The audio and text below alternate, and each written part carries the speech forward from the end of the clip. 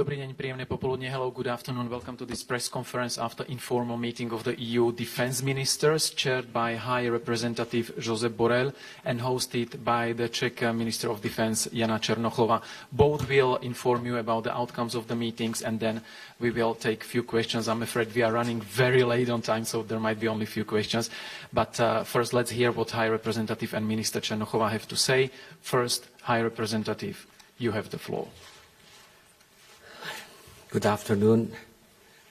Sorry for being late, but you know the Council never finishes on time. And the work has not stopped. It has been a summer break, but I can tell you that the work and the international affairs, and especially in the Eastern Front, the war against Ukraine has not stopped. And today, back to office, the defense ministers, we discussed the developments in our security and defense policy, mainly in light of the Russian aggression against Ukraine. This has to be considered also from the point of view of its impact on global security environment, with different hotspots around the world, mechanism to move forward with joint procurement of our defense capabilities, and finally our concrete and practical support to Ukraine for their soldiers to continue their fight against the Russian invader.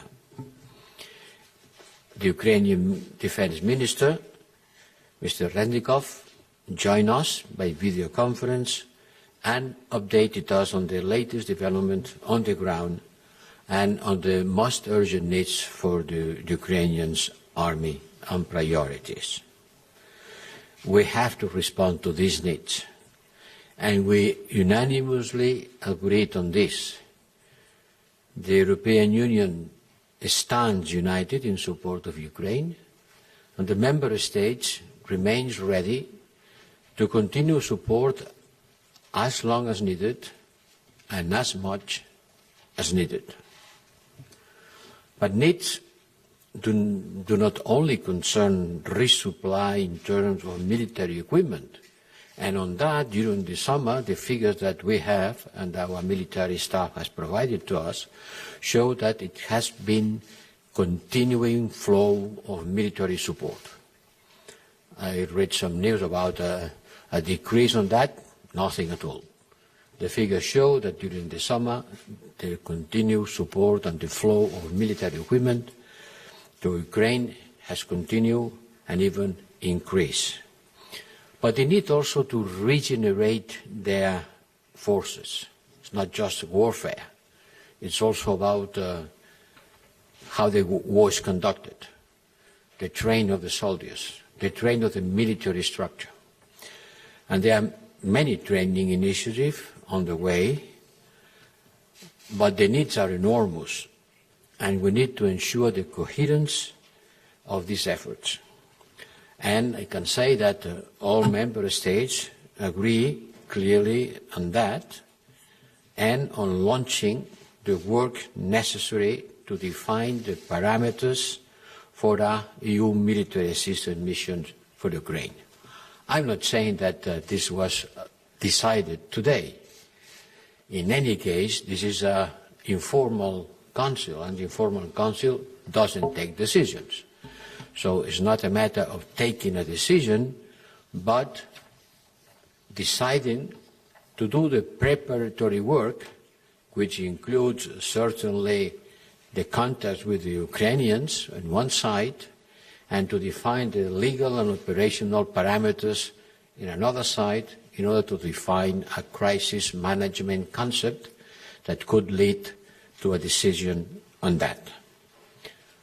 But it's clear that we need to be quick and ambitious, demonstrate added value, flexibility, once again based on the needs of the Ukrainian armed forces. And that's why today the Defense Minister of Ukraine has explaining us a list of activities training activities at different level, at different time horizons, short, medium, and long term, that they need.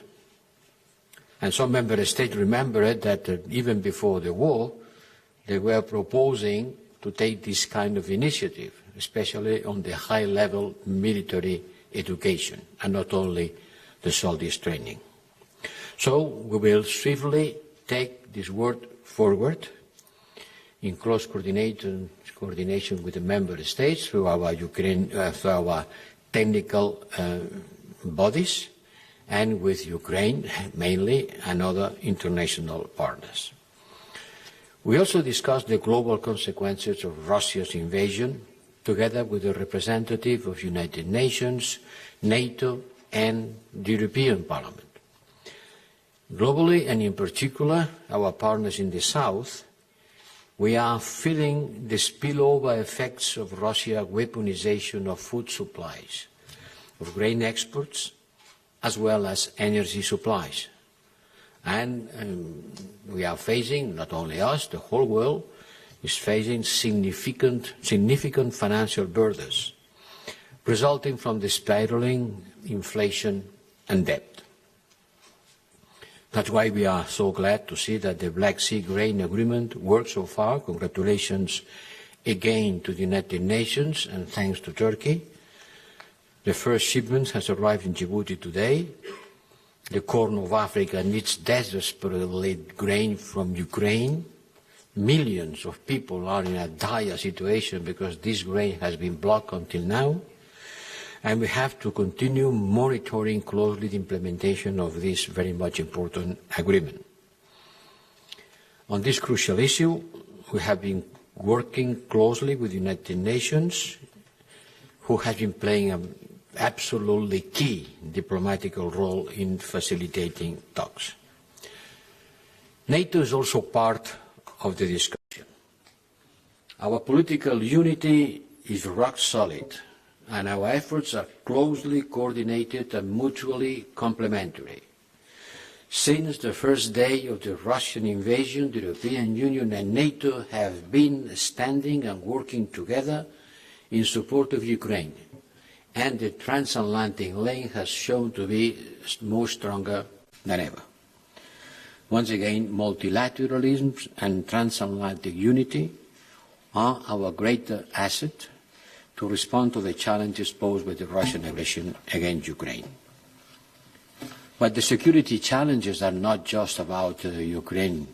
It's not just about the war that Putin launched against the sovereignty and territorial integrity of Ukraine. There are other scenarios.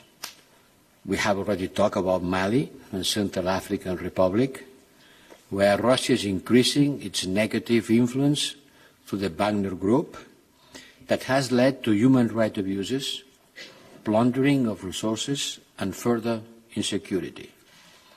Russian mercenaries are posing a direct threat to the people in these two countries.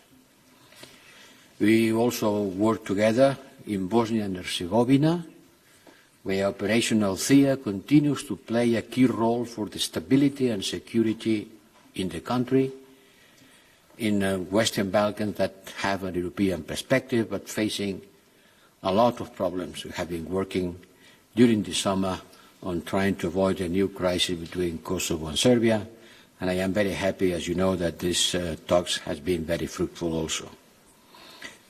The role of Operation Althea has becoming more and more important in view of the ongoing political crisis in Bosnia and Herzegovina, and the regional tensions are being fueled by foreign interference. Our commitment with Bosnia and Herzegovina will continue.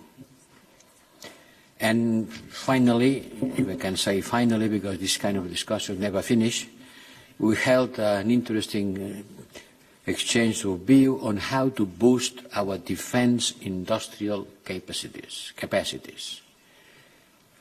You cannot talk about defense without talking about defense industry, and how to address capabilities and leveraging our economies of scale. And based on the proposal that I, together with President von der Leyen, presented to the European Council, the European leaders call to make progress on fostering joint procurement and helping the European defence industry to ramp up the production capacities. It's going to be an increase on defence expenditure. It's going to be an increase on demand to the defence industry. The defence industry has to ramp up their capacities in order to provide what the European armies will ask for. We are working on that with Commissioner Breton, who was present during our meeting. For that, we have set up a task force to support member states and coordinate their very short-term needs in order to refill their stocks of arms. As you know, the Commission will provide from the European budget 500 million for the next 2 years in order to incentivize the joint procurement of the European armies. Thank you to the Czech presidency to continue to support us in our efforts to get a swift and ambitious agreement in the Council about how to use these resources, and after with the European Parliament. I know it's not an easy task. It will require time and efforts to start delivering concrete results.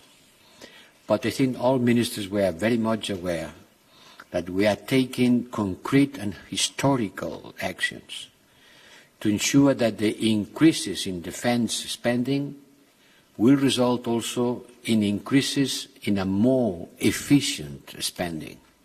It's not only about spending more, but spending better. And in order to spend better, the best way is to spend more together. This means collaborative spending, and that's why we started with this system of joint procurement. Minister, thank you very much for your hospitality, and thank you to all of you for your attention. Krásné odpoledne i za mě. Já jsem velmi ráda, že můžeme dnes hostit neformální setkání ministrů obrany Evropské unie. Je to první setkání od doby, kdy Česká republika převzala předsednictví v Radě Evropské unie. Scházíme se ve velice turbulentní době, kdy čelíme mnoha bezpečnostním hrozbám. Pan vysoký představitel tady víceméně shrnul přesně ty teze, na kterých jsme se shodli. Já bych nad rámec toho, co tady říkal pan Josep Borrell, tak bych zmínila oblast Sahelu, oblast Afriky, která nás také trápí, a to nejenom proto, že řada z nás, evropských ministrů obrany, v této oblasti působíme v různých výcvikových misích. Takže i toto téma bylo poměrně častokrát zmiňováno v tom našem dnešním jednání. Jsme si vědomi toho, že ta spojitost právě i s válkou na Ukrajině tady je značná, protože to, že v oblasti Sahelu působí vlastně Putinovi vojáci, kteří si říkají Wagner Group, tak to už víme dlouhou dobu. Nechceme jim vyklidit pole, máme za to, že je zapotřebí v té oblasti Sahelu dál působit a rozhodně nestahovat naše vojáky a neutíkat z boje, ba naopak je zapotřebí se snažit o nějakou stabilizaci té situace. To ruské barbarství na Ukrajině bylo tématem prolínajícím se tím celým naším jednacím dnem. Sama tedy za Českou republiku můžu říct, že jsme připraveni všechny ty výzvy, které tady dneska padly, tak dále projednávat, ať už na vládě České republiky, v příslušných výborech, Poslanecké sněmovny, Senátu, a to tedy jak tu možnost nějakého výcviku ukrajinských vojáků, tak samozřejmě i možnosti další pomoci té materiální. Česká republika stále stojí a bude stát na straně Ukrajiny a chceme být skutečně i dál tím lídrem té pomoci, a to nejenom na úrovni materiální pomoci, ale i vlastně na úrovni toho, že už více než 400 000 Ukrajinců dostalo v České republice krátkodobý pobyt. jsou tedy tady, teď s námi v České republice. Já jsem na to jako ministryně vlády České republiky hrdá, že tady můžu dneska stát jako zástupkyně země, která se chová tak, jak se k demokratické zemi sluší a patří. Has behaved as a democratic country so now we have should space for behave. 2 questions, I'm afraid only. So first Czech television, please. Dobrý den, Lukáš Maté, Česká televize. Já bych se chtěl zeptat ještě na dodávky zbraní na Ukrajinu. Ráno od některých ministrů zaznělo, že ty státy, které nejvíc podporovaly Ukrajinu, začínají mít vlastně problémy s tím, že nemají možná dost zbraní na zajištění vlastní bezpečnosti, protože Ukrajině poskytly a budou žádat jak finanční prostředky, tak možná náhrady od dalších členských států. Těch zbraní, které poskytly, mluví se o tom na Slovensku, Česká republika taky poskytla poměrně dost zbraní. Je to něco, co rezonovalo na té dnešní radě a zaznívají konkrétní návrhy od zemí, že opravdu chceme další zbraně ze západu, abychom mohli poskytnout ty svoje dál na Ukrajinu. Poprosím možná o krátké vyjádření obou, pokud bude možné. Můžu začít? Samozřejmě, že nás potěší, pokud budeme od našich západních spojenců dostávat modernější zbraně, než které máme my sami. Na druhou stranu ta přednost zase těch našich zbraní je ta, že ji umí Ukrajinci ovládat. Já bych tady chtěla ubezpečit občany České republiky, že jsme, byť byli velmi štědří vůči Ukrajině, tak jsme neposílali nic, co by ohrozilo naší vlastní bezpečnost. To dávám před závorku. Jsme připraveni v té pomoci dál pokračovat. Chtěla bych poděkovat zástupcům Spolkové republiky Německo, protože i včera vlastně na návštěvě zástupců Spolkové republiky Německo jsme si potvrdili ten dar několika Leopardů, tanků Leopard. Pokud od dalších zemí dostaneme nějaké další jejich moderní zbraně, budeme za to rádi. Ostatně o tom byla přednedávné ta dánská konference, respektive konference, kterou iniciovalo Dánsko a která by měla řešit nejenom tuto záležitost, ale i nějaké možnosti, které v našich zemích jsou z hlediska opravárenských závodů nebo i různých kapacit výroby.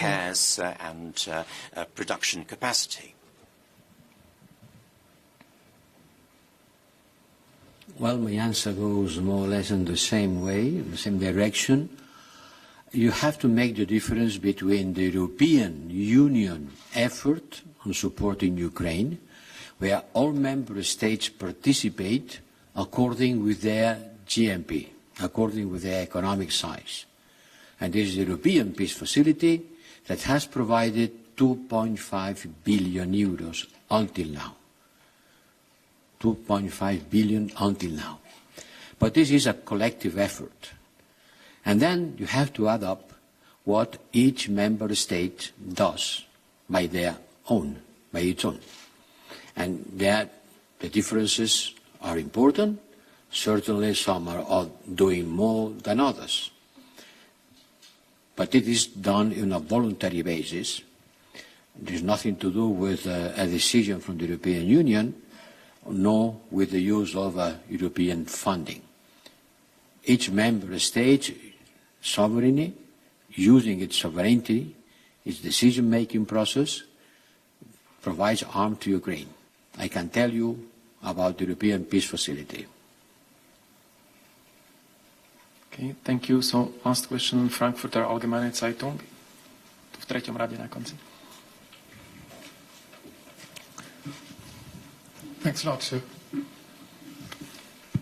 Thanks a lot. Thomas Kutschka, Frankfurter Allgemeine Zeitung. High Representative, 2 questions to you. The first one regarding this military assistance mission. Could you please make the point, what exactly would be the added value of an EU-led mission as opposed to the existing ones by different member states that are already working together with Ukrainian soldiers, training them? And the second question, you just mentioned the EPF, the European Peace Facility. At the current speed of spending or pledging in support of Ukraine, it will be empty by next spring. So what should happen afterwards? What is your suggestion to member states? Thanks. we'll have to take a decision before next spring. Let's take care of the everyday problem. Today the problem was not the future of the European Peace Facility. The European Facility has a budget of 5.7 billion. So we are far from exhausting it. This is about the European Peace Facility. About the content of the mission, it's clear that some training activities that are being done by some member states are well done at the level of member states. For example, if France provides a certain type of guns, they provide training, and they better than anyone else can provide this training because that's their guns, no? But there are several processes in order to make an army work which are related with the whole functioning of a complex body like an army. And the Defense Ministry of Ukraine has been explaining in the short term what they need, in the medium term what they need, in the long term what they need. And some of the needs they have explaining to us today, I'm sure it could be better provided pulling the capacities of the member states and looking for the speciality of each one of them. High-level training, organizing logistics, organizing military health, providing protection against nuclear, chemical or biological weapons. Well, that cannot be solved overnight, but we have to put the basis of an army who has to fight and will have to fight for quite a long time. And this is something that I am convinced, and I think most of the member states agreed, that can be done better using our resources and pooling our capacities. And that's what we are going to study together with the Ukrainians and the member states in order to identify the concrete parameters that can be part of this mission. Thank you very much. High Representative is going to chair the informal meeting of foreign ministers now in a few minutes, so we have to run, but there will be more press opportunities at the doorstep in 2 minutes, and then the press conference after Gimnich tomorrow. Thank you very much for your patience. Thank you for coming. Ďakujeme pekne. Pekný zvyšok dňa. Bye-bye. Thank you.